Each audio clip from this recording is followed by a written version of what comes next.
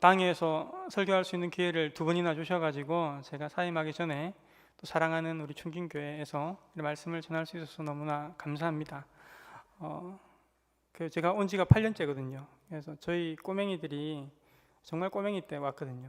초등학교 1, 2학년 때 왔습니다. 왔는데 지금 이제 고등학생이 됐으니까요. 세월 참 빨리 흘렀고 제가 참 충진교회에 감사한 마음이 참 많습니다. 담임 목사님 지난주에 이번 설교를 잘 하셔가지고 이렇게 성도들의 마음을 많이 모아야 된다 이렇게 부담을 주셔가지고 오늘 설교 준비를 할 때도 부담이 있지만 이번엔 정말 부담이 많았고 괜시리 막 이렇게 연락이 와서 목사님 기도할게요 이렇게 해주시는데 감사한데 또 부담은 엄청나게 됩니다. 어젯밤 잠도 잘 못 잤습니다. 여러분 요즘에 TV에 삼시세끼 하고 있는 거 아십니까? 예. 삼시세끼라는 프로 참 단순하죠. 하루 밥 3번 해먹는 겁니다. 그죠? 제목도 참 단순한데 가장 인간이 최소한으로 살아가는 모습들, 최소한으로 관계하는 모습들 한 3, 4사람밖에 관계하지 않지 않습니까?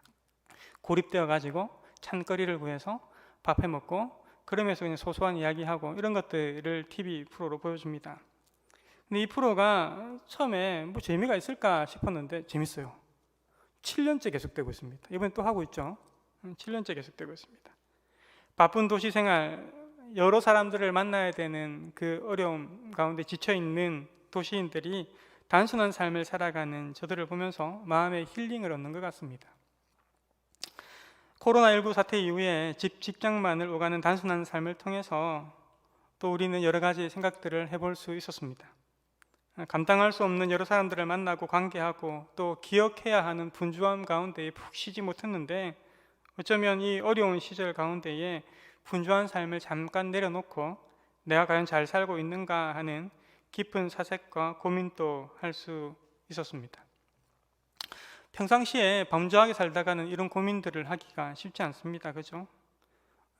분주한 세상 가운데에 함께 어우러져 살다 보면 내가 사는 게 뭐지? 내 인생에 이 나이 때 내가 고민해야 될, 내가 젊었을 때 이 나이 때는 뭘 해야 되겠다 생각했던 그것들, 잊어버린 것들 다시 한번 생각해 봐야 되는데 분주한 삶에서는 힘들지 않습니까? 그러다가 병들거나 아니면 실업을 당하거나 여러 어려움을 당해서 강제적으로 인생이 천천히 살 수밖에 없는 시절이 올 때에 비로소 우리는 멈춰서서 고민하게 됩니다.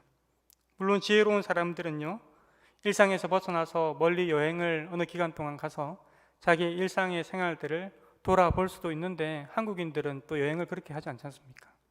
사진 찍고 또 옮기고 사진 찍고 옮기고 여전히 여행도 분주합니다. 우리가 우리의 일상의 삶에서 떨어져서 과연 본질적이고 근원적인 고민들과 질문들을 할 수 있다는 것, 이것은 우리가 건강하게 살아가는 데 있어서 꼭 필요한 시간들인 것 같습니다. 혼자서 하려면 참 힘이 들고 어려웠는데 세상 모두가 천천히 살 수밖에 없고 또 많은 관계를 할 수 없는 상황 가운데 들어서서 우리는 이제 한번 고민해 볼 수 있습니다. 내가 사는 게 맞는지, 우리가 이렇게 분주하게 만들어가고 있는 세상이 과연 주님 바라시는 건강한 세상이 맞는지. 이번 봄에 황사가 사라진 것을 보면서 우리는 인간들이 좀 천천히 살기만 해도, 단순하게 살기만 해도 온 세상 피조물들이 회복된다는 것 또한 발견하게 됩니다. 물론 여러 가지 경제적으로 힘드신 분들도 있고 어려움을 당하신 분들이 있다는 것도 저도 압니다. 하지만 그것과 떨어져서 조금 생각해 보십시다. 우리가 만들어가는 세상이 맞는지, 우리의 삶이 맞는지, 과연 옳은 방향으로 가고 있었는지. 이렇게 가장 단순한 삶을 강제적으로 살게 되면서 우리는 잊고 있었던 본질적인 고민들을 하나하나씩 꺼내어서 해봐야 합니다. 그런데 이상하게도 하나님이 어떻게 인도하시는지를 가만히 우리가 보면서 이번 코로나 중심에 교회에 대한 이야기들이 참 많다는 것을 우리는 발견하게 됩니다. 초기에 감염원이 신천지였기 때문이기도 하겠지만 교회의 방역과 교회의 모임에 대한 이야기가 계속되었습니다.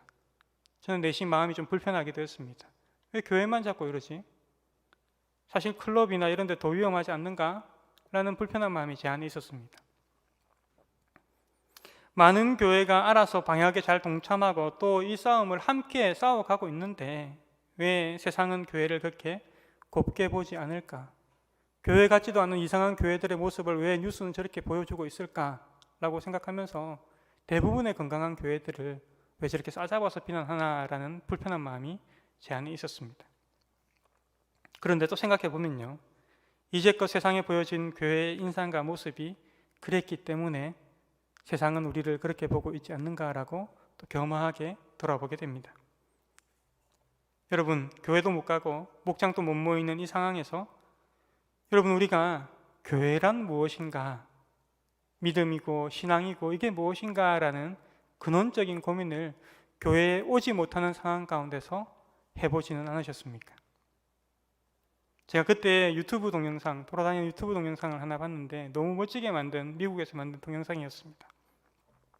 교회는 건물이 아니다, 교회는 이벤트가 아니다, 교회는 사람들이다 라고 말하고 있습니다. 맞습니다. 여러분, 우리 잘 알지 않습니까? 교회는 건물도 아니고 교회는 예배 그 자체가 교회일 수는 없습니다. 예배가 중요하지만 예배는 교회가 아닙니다. 교회는 예수를 쫓는 사람들, 예수를 주로 고백하는 그 사람들이 교회인 것입니다. 머리로는 아는데 가슴으로 이해하는 데는 또 여전히 시간이 걸립니다. 요즘 저를 보면 성도님들이 감사하게 물어보는 말들이 있으시죠. 물론 이렇게 고개를 돌려 피하시는 분들도 없지 않아 있습니다만 감사하게 물어보는 분들도 많습니다. 소 목사님, 교회 준비는 잘 돼갑니까? 이렇게 물어봅니다. 참 감사하죠. 이렇게 물어봐주고 관심을 가져주고 너무너무 감사합니다. 예, 천천히 잘 돼갑니다. 이렇게 제가 대답하죠. 아, 그래요? 그럼 교회 어디서 합니까? 이렇게 대답 물어봅니다. 그럼 제가 대답하는 게 아직 예배 초소는 아직 결정하지 못했습니다. 이렇게 제가 이야기합니다. 무슨 차이인지 아시겠죠? 이제 교회를 개척한다고 생각하면 우리들 머릿속에는 뭐가 있냐면 소 목사님 교회 어디서 한대? 이런 고민들이 있습니다. 사랑에 관심이라고 생각하고 저 너무나 감사합니다. 자꾸 물어봐 주세요. 감사합니다. 공식적으로 오늘부로는 아직까지 정해진 바가 없습니다. 어디 살지. 계약이 잘 안 됐어요. 계약이 잘 안 됐고 찾고 있습니다. 계속 찾고 있고. 그런데요, 제가 교회를 준비하는 데 있어서 가장 중요한 것은 어디서 하느냐가 중요하지 않습니다. 솔직히 말해서 제가 어디서 하느냐는 중요합니다. 제가 처자식이 있으니까 어딘가는 살아야 되잖아요, 그죠? 그건 중요한데 교회를 어디서 하느냐, 이거는 그 다음 문제인 것 같아요. 제가 교회를 준비하면서 가장 중요한 건요, 누구랑 하느냐는 겁니다. 교회를 준비하면서 가장 중요한 것은 교회할 사람들이 있느냐라는 겁니다. 교회할 사람들이 없으면 교회 못 하는 거죠. 사람인데요, 교회는 어떻게 할 수 있습니까? 제가 이렇게 교회를 준비하면서 계속 기도하고 있는 것은 하나님, 같이 할 수 있는 사람들을 주십시오. 하나님, 함께 꿈꿀 수 있고 함께 이 모험을 할 수 있는 사람들, 함께 이 도전을 해나갈 사람들을 주십시오. 이것을 기도하고 있는 겁니다. 사실 어디서 해야 되는지 최근에는 좀 기도합니다. 이제 사임이 가까워오고 이러면서 좀 기도하는데 그전에 사실 기도는 그렇게 많이 안 하고 하나님 사람 주십시오. 하나님 이분 이렇게 기도는 열심히 합니다. 여러분, 함께 모여질 사람들이 누가 얼만큼 오느냐? 제가 한 20평짜리 조그만한 상가를 하나 준비해서 의자 한 20몇 개 놔두고 이렇게 예배하는데 예배를 첫 주에 한 50명 오신다고 생각해 보십시오. 즐거운 상상입니다. 즐거운 상상. 그러면 계약을 2, 3년 해놨을 건데 다시 어떻게 해야 됩니까? 그죠? 어떻게 될지 모르죠. 그리고 오신 분들이 애들이 있어가지고 애들이 중고등학생 애들이 있어요. 저는 교회를 저기 대학생들 사역도 하고 싶고 이래서 저기 한동대 앞에다 해놨는데 애들이 버스 타고 집에 돌아갈 방법이 없어요. 그러면 그 계약해놓은 거 다 어떻게 해야 됩니까? 누가 오실지, 어떤 분이신지 그것들을 다 생각한 다음에 천천히 해도, 또 코로나 때문에 당장 예배 드릴 수 있는지 없는지도 모르지 않습니까? 그죠? 혹자는 저에게 목사님 그냥 집에서 모이세요. 집을 좀 큰 거 없고 집에서 모이면 됩니다. 코로나 때문에 이게 어떻게 될지 잘 모릅니다. 그러니까 코로나 다 끝나고 그때 이제 예배당 구하면 됩니다. 괜히 월세 내고 이러지 마세요. 이렇게 조언을 해주시는 분도 있습니다. 일리도 있는 말씀이다라는 생각이 듭니다. 여러분, 교회는 건물도 아니고 시스템도 아니고 프로그램도 아닙니다. 교회는 사람입니다. 하나님을 믿는 사람. 그 사람을 온전케 하기 위해 필요한 것이 예배당이 되어야 하는 것이죠. 그렇지 않습니까? 예배당부터 덩그러니 지어놓고 아니면 예배당부터 덩그러니 계약해놓고 거기에 맞추어서 교회를 할 수는 없습니다. 하나님 주신 거룩한 꿈과 그리고 하나님 주신 사람들이 어떤 분들인지를 보고 거기에 맞는 공간을 만들어가는 겁니다. 주체가 바뀌어서는 안 됩니다. 오늘 본문 말씀은 선지자 에스겔이 오늘 본문 말씀을 기록한 선지자 에스겔은 제사장 부시의 아들로 태어났습니다. 제사장 가문에 태어나서 그도 제사장의 직분을 감당해야 합니다. 그런데 그가 예루살렘에 태어났을 때, 성전에서 자랐을 때에 그 예루살렘은 전쟁의 두려움 가운데 망해가는 나라의 모습을 보여줬을 겁니다. 늘 경기는 안 좋았을 것이고 늘 흉흉한 소문은 들었을 것이고 안 좋은 상황 때문에 사람들의 마음은 거칠어져 있었을 것입니다. 두려워했을 것입니다. 그런데 성전 근처에서도 살아가던 어린 에스겔은 우리 유다는 하나님의 나라라서 절대 망하지 않아, 하나님의 성전이 있는 예루살렘은 절대 함락되지 않아 라는 어른들의 말씀을 믿으면서 전쟁의 공포를 이겨냈을 것입니다. 그래서 그의 이름은 하나님이 강하게 하신다라는 뜻을 가진 에스겔입니다. 그런데 하나님의 나라 기름 부어 세운 왕이 악한 나라 바벨론의 포로 신세가 되어버립니다. 궁전과 하나님의 성전은 이방인들에 대해서 밟혀버리고 보물이 약탈당합니다. 그러니 백성들은 얼마나 힘들었겠습니까? 나라가 망한 것입니다. 주전 597년 여호야긴 왕이 바벨론으로 포로로 끌려갈 때에 많은 제사장들과 귀족들과 지식인들이 함께 바벨론으로 끌려갔는데 그때에 20대 젊은 에스겔도 바벨론으로 끌려갑니다. 그리고 바벨론 그발 강가에 위치한 델 아비비라는 곳에서 그들은 살아갑니다. 크고 웅장한 솔로몬 성전에서 살아가다가 그발 강가에 움막을 치고 이방인 노예로 살아가는 청년 에스겔, 그의 마음은 어땠을까요? 하나님은 우리를 버리신 것인가? 바벨론 신이 우리 하나님보다 더 강한 것은 아닐까? 우리에게 하나님의 성전이 있었는데 왜 이 신세가 되었는가? 과연 하나님이 계시기는 한 건가? 그의 고민과 질문이 꼬리에 꼬리를 물고 있었을 것입니다. 화려하고 분주한 성전의 삶을 떠나서 일만 시키는 대로 해야 되는 단순한 노예의 삶을 살아가다가 그는 우리처럼 고민했을 것입니다. 성전은 무엇이고 하나님 백성이란 무엇인가? 과연 우리의 신앙은 무엇인가? 더 처참하게 망해가는 조국의 소식을 들으면서 그 고민의 시절이 5년이 지속되었습니다. 그러던 어느 날 하나님이 에스겔을 찾아오신 것입니다. 5년 동안 그발 강가에서 이 고민을 하고 있는 그에게 하나님이 찾아오신 것입니다. 예루살렘 성전에 마땅히 계셔야 될 하나님께서 그 멀리 악한 곳, 악한 나라, 죄악이 만연한 바벨론 땅으로 그들을 찾아오신 것입니다. 에스겔 1장 4절에 이렇게 적혀 있습니다. 내가 보니 북쪽에서부터 폭풍과 큰 구름이 오는데 그 속에서 불이 번쩍번쩍하여 빛이 그 사방에 비치며 그 불 가운데 단쇠 같은 것이 나타나 보이고, 북쪽에서 불이 번쩍번쩍 일어났다는 것입니다. 목사님, 바벨론하고 예루살렘은 하나님이 오시면 서쪽에서 이렇게 동쪽으로 오셔야 되는데 왜 북쪽에서 오셨습니까? 이스라엘 민족들이 이 바벨론으로 끌려올 때 그 길이요 이렇게 돌아갑니다. 중간에는 광야가 있고 또 험한 길들이, 산들이 있기 때문에 그들은 북쪽으로 올라가서 조승달 지역이잖아요, 그죠? 이렇게 내려오는 겁니다. 그들이 붙잡혀왔던 그 길을 바라보면서 하나님의 불빛이 거기서부터 내려오는 겁니다. 그때가 주전 593년이었습니다. 이때는 아직까지 예루살렘 성전이 완전히 무너지기 전입니다. 성전은 6년 뒤에나 무너집니다. 제사장 가문에 있었던 에스겔은 하나님의 영이, 하나님께서 성전에 계셔야 되는데, 거룩한 지성소에 계셔야 되는데 하나님 그 안에 계시지 않고 이 악한 땅으로 그들을 만나러 오심을 그는 어떤 마음으로 하나님을 만났을까요? 아마 감격했을 것입니다. 처음에는 이해할 수 없었을 것입니다.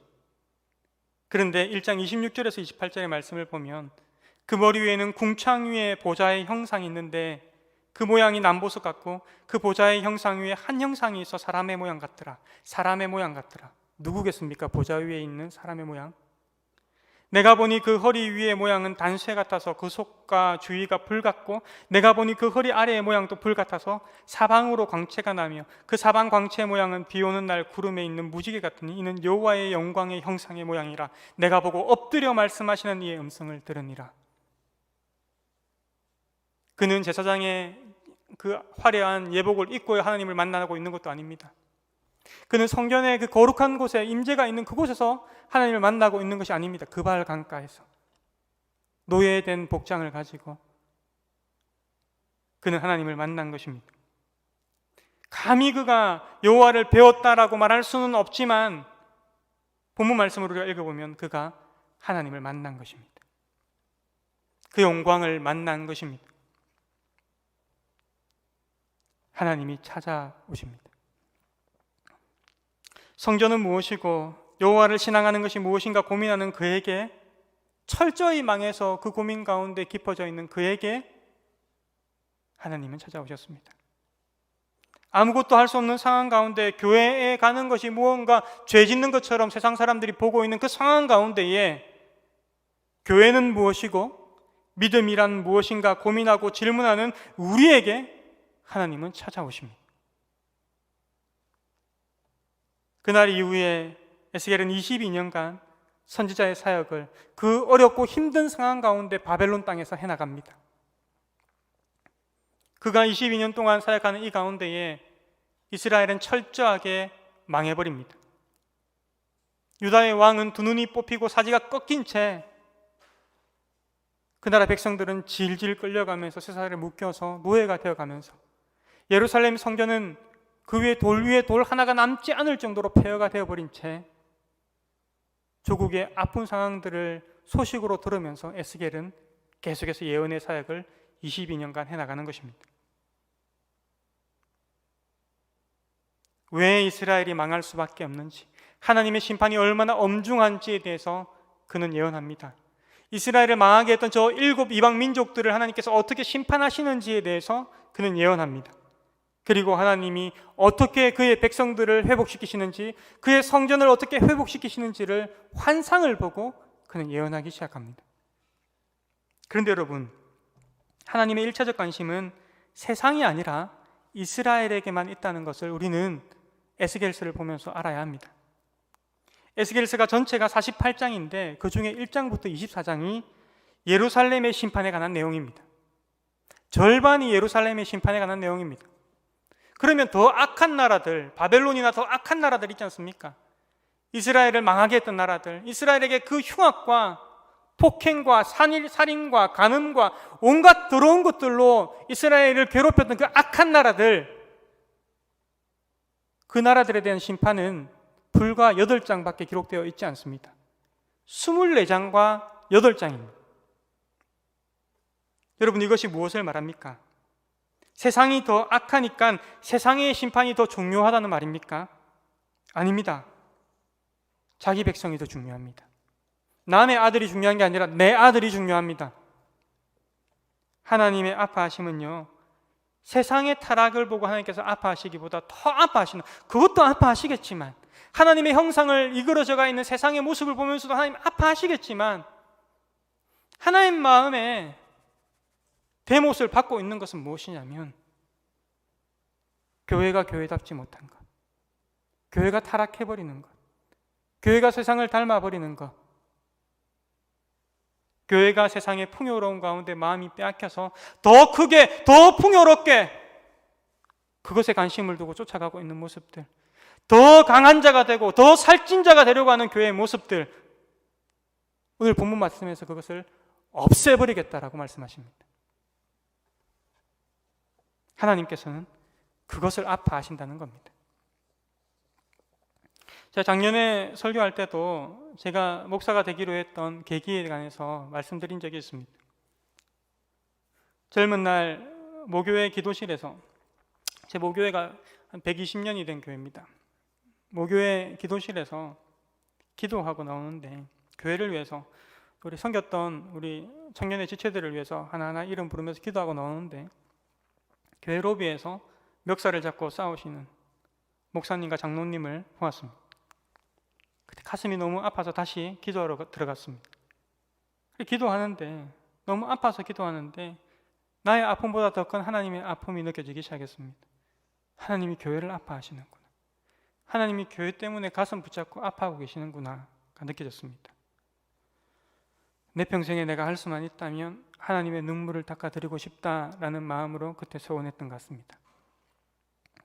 여러분, 그러고 나서 20몇 년이 흘렀는데요, 과연 교회는, 우리 시대 교회는 하나님의 마음을 계속 아프게 하고 있지는 않습니까? 이스라엘과 유다를 아파하신 하나님은 동일하게 우리 시대의 교회를 아파하고 계시지 않을까요? 사람들의 그 술수와 음모가 여전히 교회 안에 있고, 자본주의 경영을 하듯이 교회가 비대해지는 현실을 하나님께서는 아파하고 계시지 않을까요? 섬기라고 주신 직분을 헌금 받으려고 하는 명목으로 돈을 받아 팔고 있는 교회를 하나님께서는 아파하고 계시지 않을까요? 세상보다 못한 교회의 모습에, 싸움에 믿음이 약한 자들, 마음이 여린 자들을 못 견디고 떠나고 있는 것을 우리 하나님은 아파하고 계시지 않을까요? 세상의 정치 논리로 복음을 가리는 교회의 모습에 청년들과 아이들이 떠나고 있는 모습을 하나님께서는 가슴 아파하고 계시지 않을까요?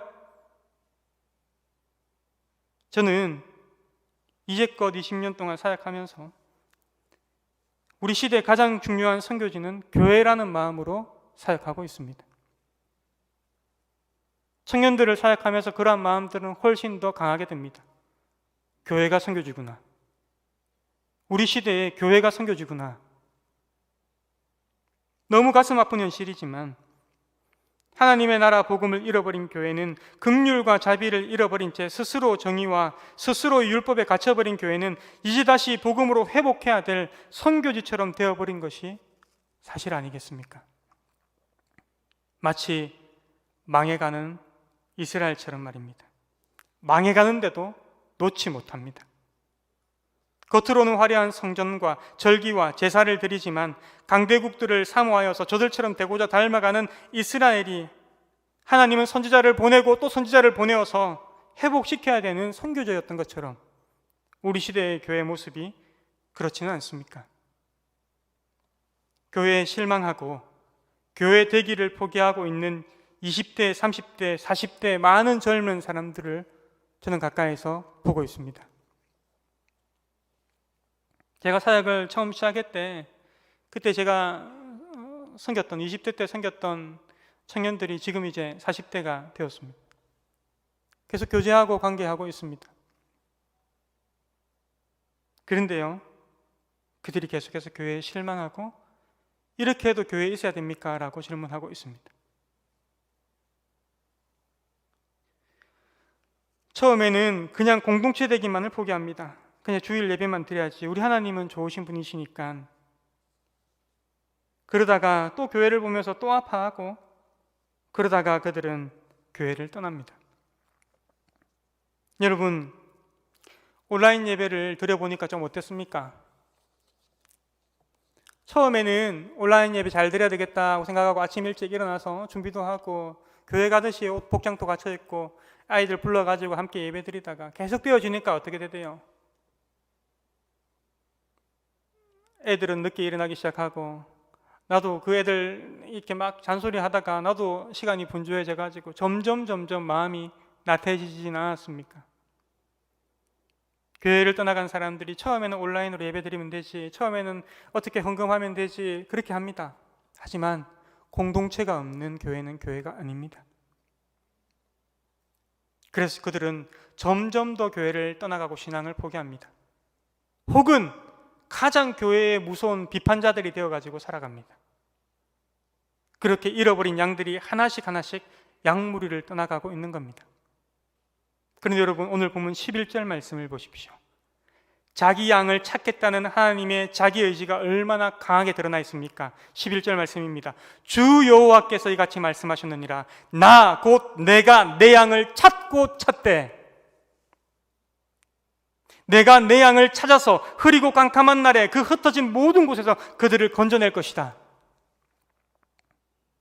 잃어버린 한 마리 양을 찾아서 나서신 누가복음 15장의 목자 그 예수님처럼 동일한 하나님께서 망해서 흩어져 버린 그 양들을 찾아 나서시겠다라고 말씀하십니다. 잃어버린 세대, 교회 상처받아 공동체를 포기한 채 흐리고 캄캄한 세상 가운데 흩어져 살아가고 있는 그들을 하나님은 찾고 또 찾으십니다. 우리가 새롭게 세워갈 그 교회는 그 잃어버린 세대를 찾는 교회이고 싶습니다. 흩어져 버린 그들을 다시 불러 모으는 교회이고 싶습니다. 하나님께서 제게 그 일을 하고 이제껏 청년부를 맡기셨나 봅니다. 13절 말씀입니다. 내가 그것들을 만민 가운데 끌어내어 여러 백성 가운데 모아 그 본토로 데리고 가서 이스라엘 산 위에와 시냇가에와 그 땅의 모든 거주지에서 먹이되 좋은 꼴을 먹이고 그 우리를 이스라엘 높은 산에 두리니 그것들이 그곳에 있는 좋은 우리에 누워서 이스라엘 산에서 살찐 꼴을 먹으리라. 여러분, 오늘 본문 말씀에서 하나님께서 흩어져 버린 이스라엘 그들을 다시 모으겠다고 말씀하시고 모아서 두 가지를 강조하고 있습니다. 하나가 뭡니까? 좋은 꼴을 먹이겠다라는 겁니다. 두 번째는요, 좋은 우리를 그들을 위해서 준비해 주겠다는 겁니다. 교회를 세워가는 데 있어서 이 두 가지가 너무나 중요합니다. 좋은 꼴을 먹인다는 말은 진리의 말씀, 하나님 나라 복음을 말합니다. 그것을 먹이겠다라는 것입니다. 이건 어쩌면 목사의 직무입니다. 저는 부족하지만 하나님께서 목사로 부르신 저는 주님의 도구가 되어서 저는 제가 할 수 있는 시간만큼 할 수 있는 만큼 이 사역 가운데 매진할 것입니다. 새롭게 세워지는 교회에서 하나님 나라 복음 말고 다른 것들이 선포되어지지 않도록 저부터 그 말씀에 사로잡혀서 말씀을 묵상하고 말씀을 가르치고 함께 말씀을 배워나갈 것입니다. 아멘. 소 목사님 그렇게 하세요. 그렇게 하실란가 보다. 여러분, 교회를 세우는 데 있어서 이것은 너무너무나 중요한 일 아닙니까? 세상의 교훈이나 도덕이 아니라 세상의 이념이나 세상의 지혜를 복음인 양 강단에서 말하는 것이 아니라 예수께서 가르치시고 살아가신 그 하나님 나라 복음을 먹이고 먹이는 것, 이것이 하나님께서 교회를 다시 회복시키실 때 하실 일이다라고 말씀하십니다. 제가 교회를 개척하겠다라고 마음을 먹고 가졌던 부담감 중에 부담감이 한두 개 있었겠습니까? 그죠? 부담감 중에 몇 가지가 있는데 그 중에 하나가 저희 부모님께, 저희 아버지께 제가 개척교회를 하겠다라고 고백하는 그 시간이 부담스러웠습니다. 언제 하지 하고 차일피일 좀 미루고 있었습니다. 미루고 있고 주위 분들에게 기도 부탁도 좀 하면서 그렇게 있었습니다. 시계 보시는 분들이 좀 계신데 오늘 늦게 집에 가십니다. 저한테 기회가 별로 없어가지고요. 제가 그리고 마음의 부담감은 늘 있는데 차일피일 미루고 있다가 그래 같이 할 수 있는 사람들이 좀 구해지면 아버지한테 말씀드려야지 아버지 좀 낫겠지. 충진교회에서 이렇게 도와주신다고 뭔가 결정이 되면 아버지한테 말씀드려야 되겠다. 그래서 아버지가 좀 낫게 충격이 덜 하시겠지. 연세도 있으신데 이런 생각들을 했습니다. 미루고 있다가 어느 날 저기 담임 목사님께서 교회 이제 광고합시다 이러길래 저는 그냥 목사님 하자고 하니까 예 목사님 하시죠 이렇게 이제 했습니다. 사회를 보고 앉아 있는데 갑자기 이제 광고가 뜨고 멘트가 나오는 겁니다. 보고 있다가 우리 아버지 매주 우리 교회 예배 온라인 예배 드리시는데 이 생각이 드는 겁니다. 마음이 무서웠어요. 그래서 그날 오후에 바로 아내랑 같이 부산에 내려갔습니다. 부산에 내려갔는데 제가 생각했던 딱 그대로였습니다. 제가 생각했던 게 어떤 냐면 이렇거든요. 딱 내려가면 제가 아버지한테 아무렇지도 않은 듯 아버지 저 교회 개척할 겁니다 이렇게 말을 합니다. 그럼 우리 아버지는 갑자기 표정이 이렇게 멈춰서 가지고 무거운 얼굴로 이렇게 바뀌실 겁니다. 그리고는 하시는 말씀이 이제 이 시대는 교회 개척 안 된다. 안 되는 걸 네가 왜 하려고 하느냐. 아버지가 그렇게 말씀하셨습니다. 안 된답니다. 이 영상도 우리 아버지가 지금 보고 조금 이따 보실 건데. 그런데 아버지가 아주 이렇게 내 아들이 그 고생을 또 한다 싶어서 이렇게 말씀하시는 거죠, 그죠? 뭐 다 이해했습니다. 이해했고 그러고 나서 이제 집에 돌아왔죠. 포항에 그날 밤에 돌아왔습니다. 예상대로 제가 예상을 그까지 한 게 아닙니다. 아버지는 그 다음날 새벽 기도를 갔다 오시면 저한테 전화를 할 거야 이렇게 예상했습니다. 아니나 다를까 9시도 안 됐는데 전화가 왔습니다. 아빠가 어저께 미안했다. 기도하면 된다. 같이 기도하자. 아버지 그러시는 겁니다. 이까지 제가 우리 아버지는 이렇게 안 된다는 말만 하고 제가 그까지 예상한 게 아닙니다. 새벽기도 갔다 오시면 전화 오실 거야까지 예상한 겁니다. 여러분 맞습니다. 이렇게 영적인 것이 외면당하고 물질적인 것이 숭배받는 시대에 개척교회 안 됩니다. 기독교가 이처럼 외면받는 시대에 교회를 개척한다니 안 됩니다. 더군다나 손 목사님 정신 차려서 지금 코로나 때문에 지금 교회가 됩니까? 있던 교회도 안 되는 마당에 뭘 지금 또 이때 나가려고 합니까? 이런 마음이 다들 있으셨죠? 성수 좀 이상한 것 같다. 저분 따라가면 큰일 난다. 정신 상태가 좀 이상하다 지금. 맞아요. 힘든 상황입니다. 힘든 상황인데 제가 아무리 기도해봐도 지금이라고 말씀하십니다. 지금 아니면 제가 용기 내서 못할 것 같습니다. 나이가 조금 더 먹으면요 저는 그냥 못할 것 같아요. 근데요 제 안에 계속해서 하나님 주시는 소원하심이 있는데 제 안에 이 교회를 새롭게 하고자 하는 소원함이 있는데 기존에 있던 교회들도 새롭게 되어야 되지만 기존에 있는 교회들이 새롭게 되는 데에서 또 필요한 자극이 있는데 건강한 작은 교회들이 계속 만들어지는 겁니다. 도전하는 새로운 교회들이 일어나는 겁니다. 그래야지 기존에 있는 교회들이 자기 갱신을 해나갈 수 있는 힘이 생깁니다. 큰 교회만 필요한 것이 아니라 건강함을 추구해서 모험으로 살아가는 교회 또한 필요하다는 겁니다. 여러분, 늘 대기업이 있던 기업이 계속 있고 이러면 그 나라 산업이 발전하겠습니까? 아니면 새로운 중소기업이 새로운 산업에 일어나고 해야지 경제시장이 활성화가 되겠습니까? 생각해봐도 마찬가지입니다. 교회도 그러하게 뭔가 꿈을 가지고 도전하는 교회가 새로운 사역을 감당해내는 거 아니겠습니까? 저는 교회가 되기 위해 중요한 두 가지가 있는데 그중 하나가 아까 좋은 꼴을 먹이는 거라고 했고 두 번째는 좋은 우리를 만들어서 그 안에 두는 겁니다.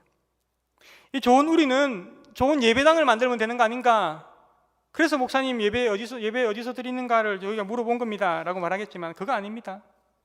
신약 시대의 좋은 우리는 좋은 공동체를 말합니다. 여러분, 교회를 세우기 위해서 제가 기도하고 구하고 있는 것은 하나님 함께 교회를 할 수 있는 좋은 공동체를 주십시오라는 겁니다. 공동체가 없이 사람이 없이 그것은 교회가 될 수 없습니다. 잃어버린 20대, 30대, 40대 세대를 다시 불러 모을 매력적인 몸이 필요합니다. 그들의 친구가 되어줄 사람들이 필요합니다.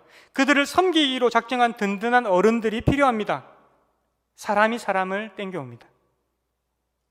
여러분 이제 목사가 어디 저기 아파트 신축하는데 좋은 자리 잡고 예배당 지어서 건사하게 지어서 하면 성공한다라고 하는 시대 지나갔습니다. 그렇게 해서 개척교회 성공한 교회 찾기 힘듭니다.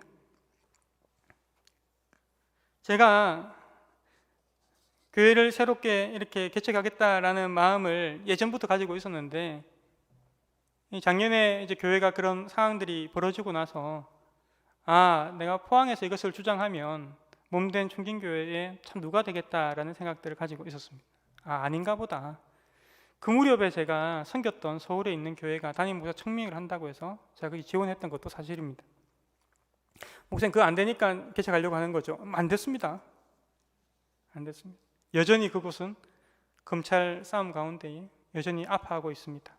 이제 청년들이 나오고 있습니다.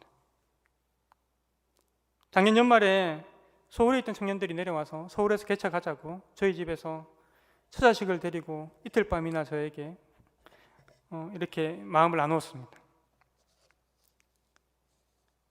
제 속에 소원함이 있는데 제가 교회를 새롭게 하나님을 위해서 세워보고자 하는 소원함이 여전히 제 안에 있다는 것을 여러 방법을 통해서 확인할 수 있었습니다. 하나님께서 이렇게 인도하시는구나. 어쩌면 안정적인 길, 재정적인 지원을 많이 받고 또 이렇게 하는 그게 아니라 하나님께서 나에게 도전하시고 모험하기를 원하시는구나. 그래, 하나님이 도움이시라는데 한번 해보자. 지금 아니면 언제 하겠냐. 사실 생각해 보니까 결혼하고 제가 17년 됐는데 17년 후딱 가더라고요. 후딱 가더라고요. 애들 얼마 전에 낳아가지고 제가 이래 안았던 것 같은데 이제 말도 안 듣고 저랑 놀지도 않습니다. 고등학생 돼가지고 그죠? 후딱 가버립니다. 아마 조금 있으면 품을 떠나겠죠. 인생 후딱 가더라고요. 제가 지금 안 하면 못하겠다라는 생각이 좀 들었습니다. 그래서 하나님, 제가 이것을 해보고 싶은데 하나님 저에게 공동체를 주십시오. 저에게 공동체를 주십시오. 그때 저에게 가장 큰 위로가 됐던 것은요, 제 동기 목사님, 신대원 동기 목사님 박창원 목사님의 그런 위로와 이야기였습니다. 제가 한참 힘들어해서 새로 담임 목사님 모시고, 그것도 젊고 잘생긴 담임 목사님 모시는 바람에 내가 어떻게 해야 되나라고 심각한 고민들을 하고 있을 때 그때 박창원 목사님 저를 만나서 했던 위로의 말씀들이 참 저에게 위로가 되었습니다. 그분이 2년 한 반 전에, 3년 전에 대학생 20명만 데리고 창포동에서 교회를 개척했습니다. 섬겼던 교회에서 이렇게 후원이 없었는데, 후원이 적었는데 용기를 내어서 했습니다. 11조를 할 수도 없는 대학생들을 데리고 교회를 개척한 겁니다. 제가 그 이야기를 듣는데 너무너무 저 안에 막 가슴이 뛰고 막 흥분되고, 그래 저거지, 저게 교회지 라고 하는 생각들. 대학생 있는 곳이 교회지, 이게 아닙니다. 핵심은 그게 아닙니다. 적은 숫자지만 저렇게 하나님 위해 살아가는 게 교회지, 이런 생각이 들었습니다. 그 교회가 지금 또 여전히 힘들게 할까요? 아니면 이제 여러 가지로 다 좋아졌을까요? 좋아졌습니다. 이제 한 50몇 명 모인답니다. 이제 경제적으로도 자립이 된답니다. 아무 문제가 없답니다. 예배 초소도 2배로 넓은 곳으로 이전을 했더라고요. 목사 한 명이 교회를 개척하는 건 이제 안 되는 시대구나. 이제 교회를 하려면 좋은 예배당 지었다고 교회가 개척되는 시절도 아니구나. 교회는 팀이, 공동체가 세워가는 것이구나.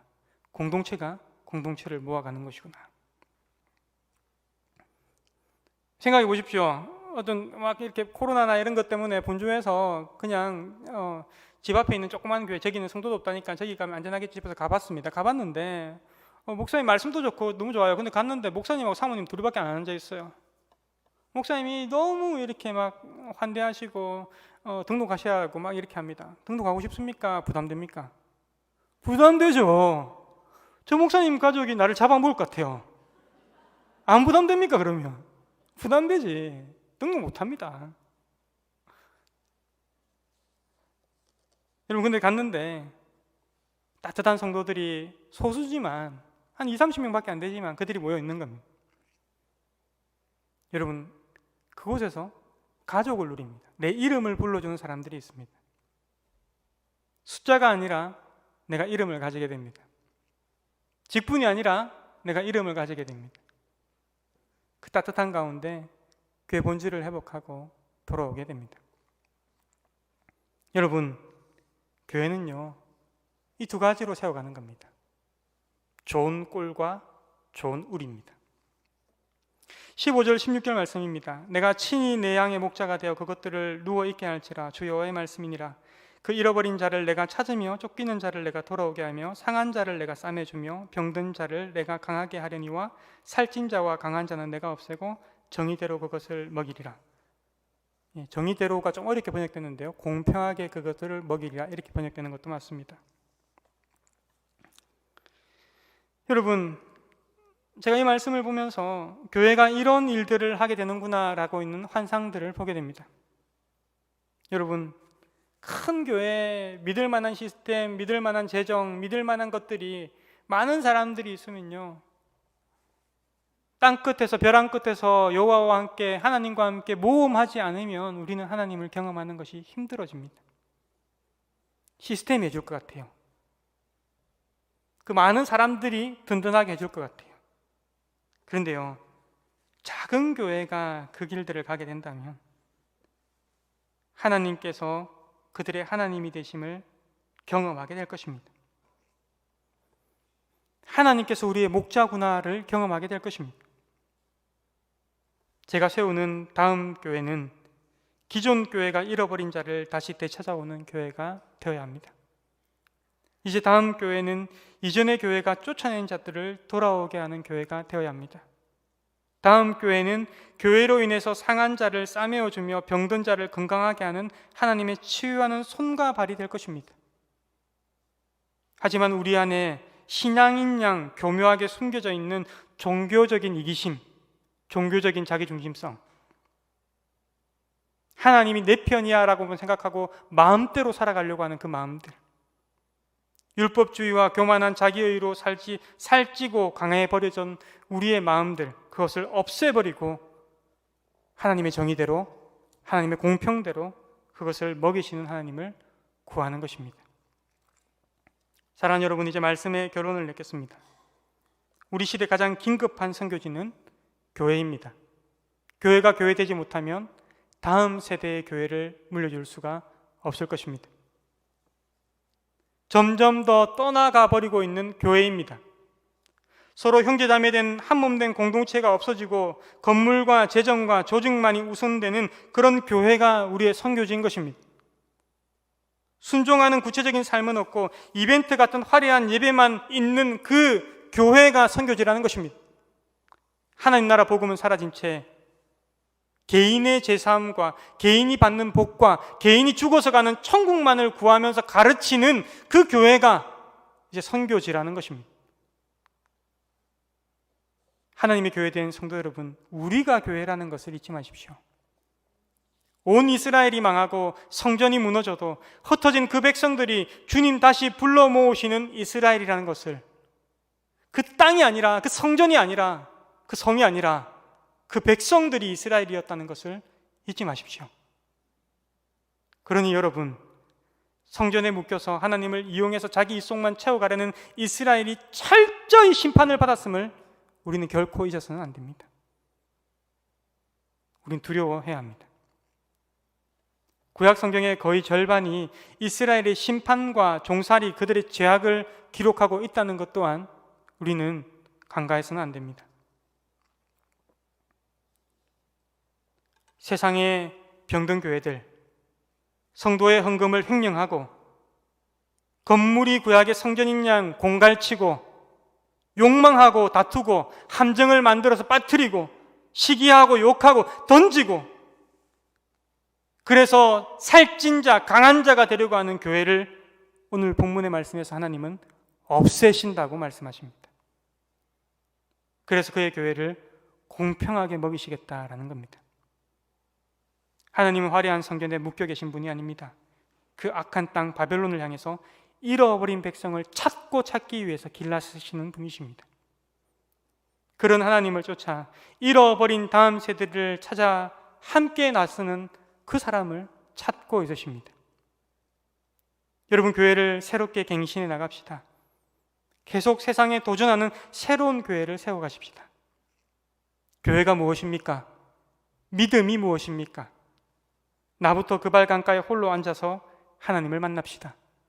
하나님이 부어주시는 거룩한 영광에 헌신해 가십시다. 여러분, 우리 인생은 길지 않습니다. 곧 주님 앞에 나갈 것입니다. 편한 것, 익숙한 것에 안주할 수 없습니다. 우리 아이들, 우리 청년들이 곧 우리 곁을 떠날 것입니다. 그 세대는 조금만 더 지나면 찾아올래야 찾을 수 없을 만큼 멀어져 버릴 것입니다. 그러니 하나님께서 환상을 부어주시는 대로 우리가 우리의 처지에 대해서 생각지 않고 도전해 보십시다. 그때 주님께서 우리의 처지를 바꾸어 가심을 보게 될 것입니다. 주님 사랑하시는 어머니 같은 이 충진교회, 그리고 이 거룩한 사역에 새롭게 헌신하여 태어나려고 하는 아기 같은 다음 교회가 주님 찾고 바라시는 그러한 교회, 잃어버린 그의 백성들을 다시 찾고 찾는 주님의 교회, 시대의 사역을 감당하는 교회, 그 선교를 감당하는, 하나님의 선교를 감당하는 그 교회 되시기를 주의 이름으로 간절히 축원드립니다. 아멘. 우리 함께 주님 주시는 마음을 가지고 함께 찬양했으면 좋겠습니다. 좀 찬양이 생소할 수 있는데요, 우리 아버지의 마음 함께 부르시면서 하나님의 마음에 대해서 생각해 봤으면 좋겠습니다.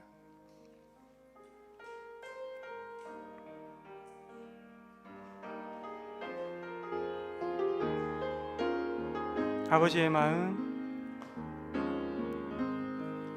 아버지의 마음,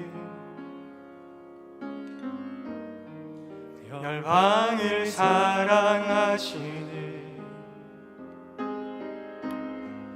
한 영혼을 전하보다 귀하게 여기는 마음, 아버지의 마음, 아버지의 마음, 가난한 자 억울한 자 빛이 없는 자들에게 구원의 의를 알리는 마음, 가서 전하세 아버지 사랑, 잃어버린 영혼 돌아오도록 가서 나누세 아버지 사랑, 모든 열방 구원에 이르도록 가서 전하세, 가서 전하세 아버지 사랑, 잃어버린 영혼 돌아오도록 가서 나누세 아버지 사랑, 모든 열방 구원에 이르도록. 아멘, 아멘. 우리 함께 하나님께 기도하십시다. 내 마음 가운데 이번 말씀을 통해서 어떤 마음을 주시는지, 하나님께서 교회를 아파하시는 마음이 어떠한지, 하나님께서 교회를 찾으시겠다라는 마음이 어떠한지, 하나님께서 교회를 새롭게 세우시겠다라는 마음이 어떠한지에 대해서 우리 하나님 앞에 반응하면서 기도했으면 좋겠습니다.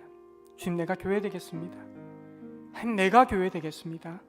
그 고백의 기도를 하나님께 올려드리십시다. 함께 기도하겠습니다.